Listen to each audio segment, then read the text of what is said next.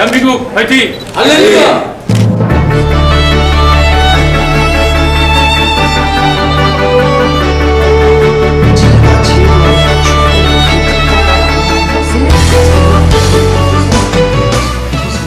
특별히 민족국가가 이루어지기 위해서는 세 가지 요소가 이루어져야 된다고 생각합니다. 첫 번째는 혈통입니다. 피는 물보다 진하다는 말이죠. 두 번째는 언어입니다. 아무리 피가 같아도 언어가 다르면은 한 민족이 되기 어렵고 한 민족국가가 되기가 어렵습니다. 이런 점에서 우리 한글이 얼마나 중요한지 모릅니다. 그러나 이것만 가지고 되지 않습니다. 공통된 역사적인 경험이 있어야 되는 것입니다. 그러니까 대한민국의 모든 사람들이 이것이 우리의 역사다 이렇게 해야 한 민족 공동체가 형성되는 것입니다. 이스라엘이라고 하는 나라가 어려움 가운데서 지금까지 버텨오는 이유를 여러분들 잘 아시죠? 이스라엘의 민족이 어떻게 버텨오고 있습니까? 구약 성경에 하나님께서 이스라엘 백성을 애굽에서 출애굽했다라고 하는 이 출애굽 사건을 자꾸 반복하면서 출애굽 사건을 경험한 사람뿐만이 아니라 경험하지 않은 그 후대의 사람들도 우리 역사라고 생각을 해가지고 하나의 이스라엘 공동체가 형성이 되는 것입니다. 따라서 하나의 민족 공동체가 형성되기 위해서는 혈통만이 중요한 것이 아닙니다. 언어만이 중요한 것이 아닙니다. 더 중요한 것은 역사입니다. 역사적인 경험, 이것을 공유하지 않을 때 그 공동체는 하나의 공동체라고 말할 수가 없습니다. 여러분들 미국을 보세요.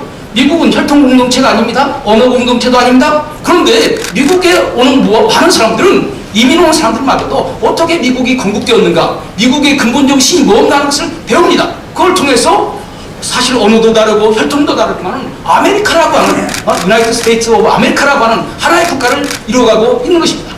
그러면은 오늘날 대한민국을 형성하는 데에 우리는 어떤 이야기를 가지고 있을까요? 저는 네 가지 중요한 이야기가 있다고 생각을 합니다. 첫 번째는 1919년 3월 1일 3.1절입니다. 두 번째는 1945년 8월 15일 광복절입니다. 세 번째는 1948년 8월 15일 대한민국 건국을 하는 건국날입니다. 이 날을 제대로 이름 붙이기 어려워요. 왜냐하면 아직 합의된 것이 없으니까. 여기서부터 우리나라에 문제점이 생기는 것입니다. 네 번째는 뭐냐면은 1950년 6월 25일 6.25 전쟁을 통해서 대한민국을 지킨 것입니다. 이 네 가지 스토리가 오늘날 대한민국을 형성하는데 매우 중요한 내용을 가지고 있습니다. 다행스럽게 첫 번째 이야기, 두 번째 이야기, 3.1운동과 1945년 8월 15일 광복절은 우리 모두 합일된 의견을 가지고 있습니다. 우리 한반도에 사는 사람은 북한 사람이나 남한 사람이나 다 똑같이 일제에 억압해서 그래 해방되어야 되겠다. 독립국가를 만들라고 하는 의견에는 다 일치입니다. 조금 이 자리에서 이런 말을 하는 것이 적당할지 모르겠습니다만 북한과 남한이 공동으로 가지고 있는 것은 일본에 대해서 반대한다고 하는 이 점입니다. 그런데 바로 그 다음부터 문제입니다. 1948년 대한민국 건국을 어떻게 볼 것인가? 6.25를 어떻게 볼 것인가? 여기에서 북한과 남한 사이의 의견의 차이가 있는 것이 아니고 그건 당연합니다. 북한과 남한이 1948년 대한민국 건국을 어떻게 볼 것인가, 6.25를 어떻게 볼 것인가 라고 하는 차이가 있을 수밖에 없습니다. 그런데 이 자유 대한민국 안에서 의견의 차이가 있다고 하는데 오늘날 대한민국에 비극이 있습니다. 어떤 시인은 이렇게 얘기했습니다. 해방의 기쁨은 단 하루뿐, 그 다음부터는 전쟁이었다. 맞습니다. 1945년 8월 15일 해방되었을 때 이 나라에는 두 가지 세력이 엄전했습니다. 하나는 3.1운동과 대한민국 임시정부의 정신을 계승해서, 잘 들으세요, 민주공화국을 만들려고 하는 세력이 있었고 우리는 이 세력을 통칭민족주의자라고 말합니다. 또 한편으로는 3.1운동을 부정합니다. 왜냐하면 3.1운동은 소수의 부르주아 민족 지도자들이 만든 운동이기 때문에 이것은 진정한 혁명이 못 된다는 것입니다. 민중에 의한 인민혁명이 못 된다는 것입니다. 3.1운동을 부정하고 임시정부를 부정하는 것입니다. 왜냐하면 임시정부가 들어오면은 그것은 민주공화국을 만들 것이기 때문에 임시정부를 인정하면 안 됩니다. 그리고 어떤 나라를 만들어야 되느냐? 공산혁명을 지향하는 인민공화국을 만들어야 된다고 하는 이 두 세력이 해방 이후 1945년 8월 15일 그날부터 1948년 8월 15일 남한의 대한민국이 건국될 때까지 두 세력이 싸운 것입니다. 여러분 이 사실을 정확하게 알아야 됩니다. 그런데 이런 투쟁의 과정을 통해서 적어도 1948년 5월 10일 50 선거를 통해서 이 남한이 무엇을 결정했습니까? 우리는 3.1운동과 임시정부를 계승한 민주공화국 이것을 지지한다. 여기에 대해서는 뒤에 좀 더 자세하게 설명을 하겠습니다만, 이 50선교는 정말 중요한 선거입니다. 아시아 여러 나라 가운데서요, 아시아의 긴 역사 가운데서요, 적어도 민주주의 4대 선거 원칙인 보통, 비밀, 직접, 평등, 이 4개의 선거 원칙에 의해서 실시된 선거는 우리 남한 처음입니다. 이 선거 원칙에 의해서 많은 사람들이 투표했고, 그 사람들이 국회의원을 뽑았고, 그 사람들이 결정한 나라가 오늘의 대한민국인 것입니다. 유엔이 이것을 인정해서 한반도 내에서 유일한 합법적인 정부라고 말했습니다.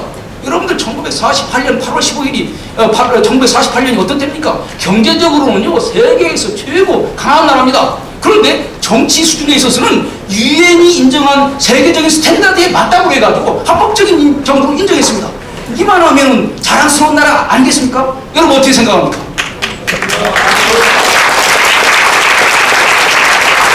그 뒤에 북한은 그것을 그냥 놔두지 않고 남한에 세워진 자유민주주의 대한민국을 없애려고 했습니다. 그래서 6.25 전쟁을 일으킨 거 아닙니까?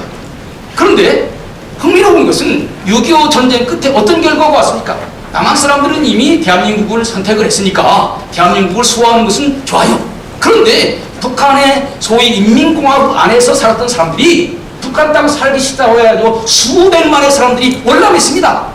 그러니까 자유 대한민국은 남한 사람만 선택하는 것이 아니라 북한 사람들도 자유 대한민국이 좋다고 월남했습니다. 여러분들 1950년 6.25 전쟁을 단지 민족 동족의 동족 상장이라고 하는, 같은 민족이 싸웠다고 하는 이런 언어를 써서는 안 됩니다. 1950년 6.25 전쟁은 새로 세워진 나라를 없애려고 하는 공산주의 침략에 맞서서 이 자유 대한민국을 수호한 전쟁입니다. 1948년의 대한민국의 건국과 1950년의 6.25 전쟁을 바로 같이 하는 것입니다. 이 이야기가 공유될 때 대한민국이라고 하는 나라는 제대로 된 나라가 되는 것입니다. 3.1운동과 광복절이 민족의 독립을 제대로 얘기할 수 있어요. 이건 좋은 거예요. 잘하고 있는 것입니다. 동시에 1948년 대한민국 건국과 이 대한민국을 지키기 위한 6.25 전쟁, 이것이 제대로 설명되지 않는다면 민족 공동체로서의 한민족은 있는지 모르지만 정치 공동체로서의 대한민국은 제대로 존재하기가 어려운 것입니다. 그런데 6.25 전쟁을 아리송하게 써놓는다고 했을 때 이 나라의 문제가 어디 있겠습니까? 제가 저번에 뭐라고 말씀드렸습니까? 하나의 나라가 이루어지기 위해서는 하나의 역사를 공유해야 된다, 이 말씀 드리지 않았습니까? 이런 점에서 우리는 한국 근현대사 서술에 많은 문제가 있다고 하는 것을 말씀을 드리고 싶은 것입니다. 그 다음에 제가 여기에서 원고에 쓴 것은 일부 사람들은 그렇게 생각할 거예요. 그러면 왜 기독교인들이 이런 문제에 앞장서서 얘기하느냐? 이 문제를 길게 설명할 수 없습니다. 원고에는 자세하게 있습니다만 간단하게만 말씀을 드리겠습니다. 1945년 8월 15일 해방된 다음에 이 나라는 이념의 혼란 가운데 있었습니다. 사실 그 당시에는 공산주의가 좋은지 민주주의가 좋은지 알기가 어려웠어요. 그런데 이런 상황 가운데서 앞으로 세워질 나라는 민주주의 나라가 되어야 된다고는 분명한 확신을 가지고 있는 집단이 있었습니다. 그 집단이 뭐냐면 우리 기독교라고 하는 거예요. 다른 종교, 다른 사람들은 좌우로 왔다 갔다 하는데 한국의 기독교인들, 특별히 북한에서 공산치하를 경험해본 우리 한국 기독교인들은 공산주의 가지고는 안 되겠다, 이렇게 해서 월남했고, 그 사람들이 남한 땅에 내려와서 하나님, 새로 세워지는 나라는 민주주의 국가를 만들어주세요, 그렇게 기도했고, 그들이 오늘 대한민국을 만드는데 결정적인 기여를 한 것입니다. 그래서 우리 한국 기독교는 대한민국이 위태로울 때 가만히 있을 수가 없는 거예요. 왜냐하면 한국 기독교는 대한민국의 건국에 주체했기 때문에 그렇다고 하는 거예요. 그래서 한국 기독교는 2000년대 초에도 정말 진보 정권이 대한민국 정체성을 위태롭게 한다고 했을 때 여기에 우리 한국교회 지도자들 막 계신다마는 그때 나서가지고 이 나라를 지켜야 된다, 이런 생각을 했던 것입니다. 오늘날 지금 역사교과서 문제 왜 기독교가 여기에 끼어드냐, 이렇게 비판하시는 분들이 있는지 모르겠어요. 왜냐하면 지금 이런 역사교과서, 대한민국으로서 공통된 역사 경험을 할 수 없도록 만드는 이런 역사 교과서를 두고서는 대한민국이 제대로 된 나라가 될 수 없다, 이런 판단을 했기 때문에 우리 한국 기독교가 나선 것입니다.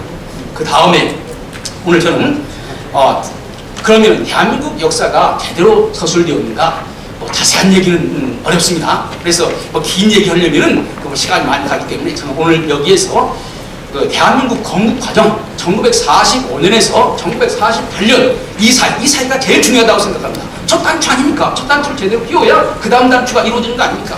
이 첫 단추를 제대로 끼웠는가? 이 문제에 대해서만 집중적으로 말씀을 드리려고 합니다. 5가지로 말씀을 드리겠습니다. 첫 번째는 현재 한국사 교과서는 해방 후 한국사의 출발점을 여운형의 건국준비위원회에 두고 있다고 하는 것입니다. 여운형의 건국준비위원회에 두고 있다고 하는 것입니다. 이것은 모든 교과서가 공통적으로 그렇게 이해하고 있는 것입니다. 그러면 여운형의 건국준비위원회가 어떤 단체냐? 첫 번째로 정치 이념은 진보적 민주주의입니다. 진보적 민주주의입니다. 제가 시간이 없기 때문에 자세한 설명하지 않겠습니다. 대한민국 헌법재판소가 진보적 민주주의는 대한민국 헌법과 맞지 않고 북한의 김일성 사상과 맞는 것이다. 그래서 통진당 해산명령을 내렸습니다. 그 다음에 여운형의 건국준비위원회는 임시정부를 반대했습니다. 왜냐하면 여운형의 생각에는 공산당들과 협력해서 일제 말에 한국에 남아있던 지하 세력과 더불어서 재빨리 말해 새로운 나라를 건설하려고 했습니다. 그런데 임시정부가 들어와서 그들이 주도권을 타오면 나라 건설이 힘든 거예요. 여러분들 제 얘기에 의심이 되는지 모르겠습니다. 이만기라고 하는 사람이 쓴 여운형 선생 투쟁사에 보면은 여운형이 임시정부를 반대한 조목이 10몇 가지가 조목조목 나오고 있습니다. 어떻게 임시정부의 법통을 이어서 만들어진 대한민국의 교과서의 첫 번째 페이지가 임시정부를 부정하는 세력을 가장 거기다 넣을 수가 있습니까? 그 여운형이 누굽니까? 박헌영과 더불어서 인민공화국을 만든 사람입니다. 여러분들 대한민국 건국에 있어서 가장 큰 장애가 뭔 줄 압니까? 이 인민공화국이 만들어졌고 인민공화국이 지방인이라서 각 지방인민위원회를 만들었고 이 세력이 대한민국이 민주공화국으로 건설되는데 집요하게 방해했습니다. 대한민국 건국을 방해하는 세력을 대한민국 역사의 첫 번째에 놓는다고 하는 것이 과연 맞는 것입니까? 여기에 비해서 오늘날 이 임시정부의 법통을 계승하고 민주주의를 실현하고 그리고 이런 나라를 만들려고 주장한 사람이 누군 줄 압니까? 여기 옆에 있는 동아일보 사장 송진우였습니다. 송진우는 우리가 좀 기다리자. 임시정부가 오는 걸 기다리자. 그리고 미국과 연대해서 민주주의 국가를 만들어야 된다. 이것이 3.1 정신을 계승하는 것이고 임시정부를 계승하는 것이다. 그런데 이 여운형을 중심으로 한 이런 주장은 지극히 송진우를 중심으로 한 이런 주장은요 지극히 간단하게 나오고 여운형의 주장 크게 나옵니다. 두 번째, 현행 역사 교과서는 해방 후 이승만 박사의 단독정부 수립 주장을 제대로 설명하고 있지 못합니다. 이승만 박사가 왜 단독정부를 주장했는가? 아까도 우리 전희경 선생님께서 간단하게 말씀을 드렸습니다만 1945년 9월에 이미 스탈린은 북한의 부르주아 민주주의, 공산주의 다루는데 가장 어려운 것이 용어를 아리송하게 쓰기 때문에 그래요. 부르주아 민주주의, 이것을 와다 하루키라고 하는 일본의 저명한 진보적인 역사학자는 이것은 공산주의를 얘기하는 것이다. 부르주아 민주주의 정권을 만들 것을 공식적으로 소련이 북한에 지시를 했습니다. 스탈린의 지령입니다. 거기에서 1945년 10월부터 소련군은 북한에 정부를 만들려고 했습니다. 그래서 북조선 5도 임시인민위원회를 조직하려고 했습니다. 교회에서 오신 분들이 많기 때문에 위원회, 그럼 교회 수많은 위원회니까 그 위원회 가운데 하나 아니겠는가 이렇게 생각하는 분들이 있겠지만 그것이 아닙니다. 인민위원회라고 하는 것은 정부를 말하는 것입니다. 그리고 거기에 조만식 선생을 대표로 세우려고 했습니다. 그래서 조만식 선생이 거기에 어요. 왜냐하면 그것을 세우는 것은 북한의 단독정부가 들어서는 것이고 그러면 자기는 통일에 장애물이 된다. 목숨 걸고 반대했습니다. 그래서 1945년 가을에 사실은 북조선 5도 임시인민위원회를 만들려고 했는데 실패를 하고 1946년 2월에 북조선 임시인민위원회를 만들고 거기에 누구를 위원장으로 만들었냐? 김일성을 위원장으로 만든 것입니다. 그러니까 이미 북한은요 이미 공산화가 되어 있습니다. 소련은 제일 첫 번에 북한을 지배하면서 두 가지 전략을 가지고 있었습니다. 일관된 전략입니다. 첫 번째는 소극적인 전략입니다. 이미 차지한 북한 땅을 공산주의로 만드는 것입니다.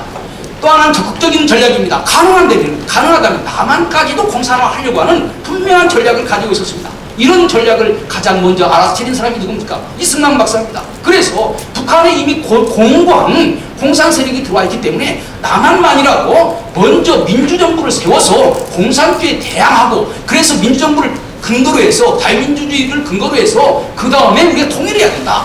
여러분들 이승만의 이런 주장이 없고 가만히 있었더라면 오늘의 대한민국은 공산화되는 것입니다. 이승만이 정읍에서 단독정부를 만든다고 하는 것이 그것이 잘못된 것입니까? 여러분들 어떻게 생각합니까? 이승만 박사 중부장까지 하지 않으면 올해 대한민국은 없는 것입니다. 그것을 설명하지 아니하고 전부 사건만 부각시켜가지고 단정을 얘기를 한 거예요. 세 번째 중요한 것은 현행 역사 교과서는 해방 후 북한 역사를 바로 가르치지 않고 있다고 하는 것입니다. 지금 역사 교과서에 보면은 뭐라고 있냐면은 소련은 북한에 이미 조직된 인민위원회를 인정해서 자치권을 줬다 이렇게 지금 설명하고 있습니다. 이거야말로 소련과 북한이 오랫동안 선전해온 것입니다. 그러니까 소련은 인민위원회 자치권을 넘겨줬기 때문에 이것은 해방군이고, 미국은 인민공화국을 남한에 있는 박근혜 인민공화국을 없애버렸기 때문에 점령군이라고 하는 것입니다. 그럼 과연 인민위원회가 자치기관이냐? 그것이 아닙니다.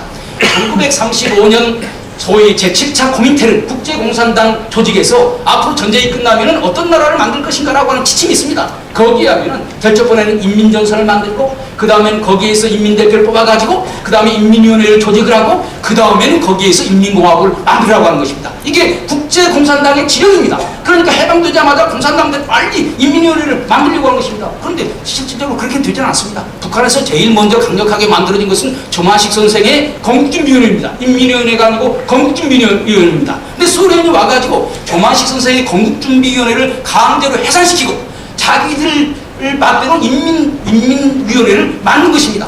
역사교과서 문제인 것은요, 남한 미 군정이 공산당 인민공화국을 해산한 것은 문제를 삼고, 소련군이 조만식 선생이 만든 그 민주주의를 지향하고 임시정부를 모셔가지고 나라를 만들려고 하는 조만식 선생의 건국준비위원회를 해산시킨 것에 대해서는 아무런 얘기를 하고 있지 않습니다. 여러분들 이것이 대한민국 역사교과서라고 말할 수 있습니까? 북한에 대해서 제대로 설명을 하고 있잖아요. 여운형에 대해서는 좌합자겠다고 해서 크게 쓰고, 조만식 선생은 한 글자만 나오고 있습니다. 여러분들 여운형은요, 해방 이후 남한의 수많은 정치가 가운데 하나입니다. 조만식 선생은 그것이 아닙니다. 함석헌 선생이 북한에서는 유일한 지도자가 조만식 선생이다. 북한에서 내려온 분들의 얘기를 들어보세요. 지금 북한 역사 교육의 첫 번째는 조만식 선생을 비판하는 것입니다. 왜냐하면 조만식 선생이 제대로 부각되면 될수록 북한 역사는 거짓된 역사라고 하는 것이 드러나기 때문에 그렇습니다. 네 번째, 현행 한국사 교과서는 대한민국의 건국 과정을 부정적으로 서술합니다. 여러분들 제 얘기를 잘 들어보시길 바랍니다. 지금 일부 역사학자들이 어떻게 역사를 서술하고 있느냐? 해방 이후 한국사의 가장 큰 문제는 분단이다. 나라가 나누었다. 이것이 가장 가슴 아픈 일이다. 그러면 앞으로 역사는 어떻게 쓰여져야 되느냐? 통일된 한국을 지향하기 위해서 역사를 서술해야 된다. 그럼 통일되려면 어떻게 해야 되느냐? 좌우를 배제하고 중도파를 역사 전면에 내세워야 된다. 이것이 소위 진보사학의 분단 역사 이해입니다. 그래서 대한민국을 건국한 이승만과 건국 세력을 배제하고, 반민족주의자라고 배제하고, 사실은 좌파 일부를 온건 좌파라고 좌파 일부를 중도 좌파라고 만들고, 우파의 일부를 온건 우파라고 만들어서 사실 있지도 않은 중도파를 만들었습니다. 그리고 이 중도파가 대한민국의 중심이 되어야 된다. 한국사의 중심이 되어야 된다. 이렇게 보는 것입니다. 그래서 지금 현재 한국사의 해방 이후 한국사에 가장 많이 인기 있게 등장하는 인물이 여운형, 그 다음에 그 김규식, 그 다음에 김구 선생은 조금 다릅니다. 전에는 민주진영이 있었습니다만 마지막에 남북협상에 가담을 했거든요. 그래서 남북협상에 가담한 김구의 긴 일생을 빼버리고 남북협상에 가담을 그것만 부각시켜가지고, 그 말하자면 남북협상파, 중도파가 이 나라를 이끌어가야 된다. 그런데 여러분 잘 보세요. 그 중도파가 이 나라를 이끌어갔다면 오늘 대한민국은 없는 것입니다. 네? 오늘날 대한민국을 세운 나라는 자유민주주의와 시장경제와 종교의 자유를 강조하는 이 민주주의 세력이 대한민국을 만들었다고 하는 거예요. 이것이 대한민국의 정통 세력입니다. 그런데 역사교과서는 어떻게 되어 있냐? 이 대한민국을 만드는 세력은 반민족 세력이라고 폄하되고, 오히려 대한민국을 부정하고 대한민국을 세우지 못하게 하는 세력들이 아주 중요한 세력인 것처럼 그렇게 서술되어 있습니다. 제가 역사 교과서를 가져왔습니다만은 이 역사 교과서를 보면은요, 대한민국 1948년 그 건국을 중심으로 해서 그 앞에 뭘 쓰고 있는 줄 압니까? 제주 4.3 사건이 나오고요, 그 다음에 여순순전 반란 사건이 나오고요, 그 다음에 이제 그 대한민국 건국이 나옵니다. 곧 이어서 반민특위 이것이 나옵니다. 그러니까 이승만 박사와 대한민국이 앞뒤로 완전히 포위되어 있는 것입니다. 글자 한자 한자가 중요한 것이 아니라 어떻게 역사를 서술하려고 하는가, 이것을 우리가 정확하게 인식을 해야 됩니다. 어떻게 돼서 대한민국 역사가, 대한민국을 만든 세력은 반민족 세력이고 대한민국을 건국하는데 방해하는 세력이 미화되는 이런 것을 대한민국 역사책이라고 말할 수가 있겠습니까? 제가 써보긴 많이 써왔습니다만 제 시간이 다 된 것 같습니다. 결론적으로 한 가지만 말씀을 드리겠습니다. 지금 우리는 역사 논쟁을 벌이고 있습니다. 그런데 저는 이 기회를 잘 활용해야 된다고 생각합니다. 가슴 아픈 일이에요. 지금 정치권에서는 이 역사 논쟁이 양쪽의 족보를 파헤치는 족보 논쟁으로 지금 벌어지고 있어요. 그래서는 안 됩니다. 이 나라가 어떻게 건국되었고 이 나라가 어떻게 세워진 나라고 이것을 바로 밝혀가지고 우리 후손들에게 알려주는 역사 정립의 기회로 만들어야 됩니다. 이런 것을 위해서 우리가 이런 대토론의 과정을 겪고 있는 것입니다. 그런 긍정적인 역사 서술의 기회로 되도록 우리 다 같이 노력해야 될 것이라고 생각합니다. 감사합니다.